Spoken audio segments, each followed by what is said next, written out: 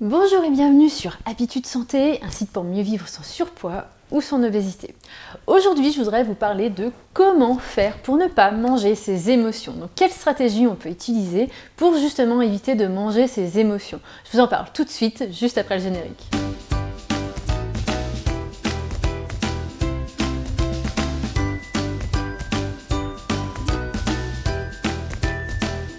Alors juste avant de commencer, et surtout si vous êtes nouveau sur Habitudes Santé, je voulais juste vous informer que vous pouvez accéder gratuitement au programme 7 jours pour dire stop au craquage et aux interdits. Donc c'est un programme où je vous envoie un mail par jour et vous pourrez comprendre pourquoi vous craquez, pourquoi vous avez ces envies émotionnelles et comment faire pour les gérer autrement qu'en mangeant. Donc vous pouvez y accéder en cliquant ici sur l'image et cela mettra la vidéo en pause, vous pouvez y revenir juste après. Donc dans cette vidéo, je voudrais voir avec vous comment faire pour ne pas manger ses émotions. Donc quelles autres stratégies nous pouvons avoir autres que manger quand on est face à une émotion, une envie de manger émotionnelle. Donc la première chose que vous devez essayer d'explorer, c'est justement qu'est-ce qui se passe? Qu'est-ce qui est derrière cette envie de manger? Quel est le pourquoi vous avez envie de manger? Qu'est-ce que vous voulez compenser ou fuir ou éviter pour manger à la place et vous réconforter? Alors ça peut être tout simplement, par exemple, je sais pas, vous avez eu une journée difficile, vous vous êtes disputé avec votre copain, vous êtes très stressé en ce moment à cause du travail parce que vous avez des rapports à finir très vite ou vous êtes submergé. Ça peut être tout simplement de l'ennui, vous rentrez chez vous, vous ne savez pas quoi faire et donc vous sautez sur la tablette de chocolat. Ça peut être justement pour avoir un besoin, vous avez un besoin de détente, de décompression, donc vous mangez les fameux aliments qui vous réconfortent. Donc vraiment essayez de comprendre quels sont les besoins que vous êtes en train d'essayer de nourrir avec ces aliments. Une fois que vous aurez compris qu'est-ce qui se cache derrière cette envie émotionnelle, vous allez pouvoir chercher d'autres stratégies autres que manger.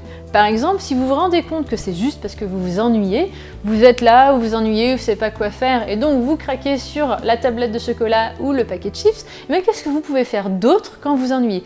Quel plan d'action vous pouvez mettre en place pour éviter que vous mangiez quand vous ennuyez? Qu'est-ce que vous pouvez faire pour ne pas vous sentir ennuyé justement? Vous pouvez faire par exemple un petit bocal où vous allez mettre plein de petites listes de choses à faire quand vous ennuyez et quand vous vous ennuyez, vous pourrez retirer de votre petit bocal, de faire un peu comme un tirage au sort d'activités que vous pouvez mettre en place au moment où vous ennuyez.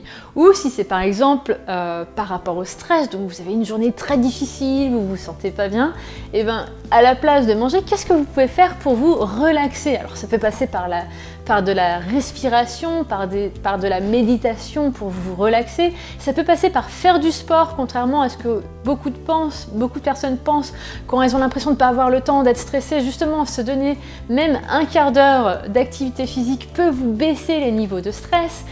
Si vous êtes fatigué, justement, on a plus tendance de manger des choses réconfortantes et denses parce qu'on est fatigué, donc on a besoin d'énergie pour se rebooster. Quelles autres choses vous pouvez faire? Vous pouvez peut-être prendre un bain chaud, une bonne douche, vous donner un moment de lecture, un moment de détente pour vous, ou tout simplement, encore une fois, faire de l'activité physique, parce que contrairement à ce qu'on pense, l'activité physique vous aide à avoir plus d'énergie. Donc quand vous êtes fatigué, justement faire une activité physique peut vous booster davantage et vous donner davantage d'énergie.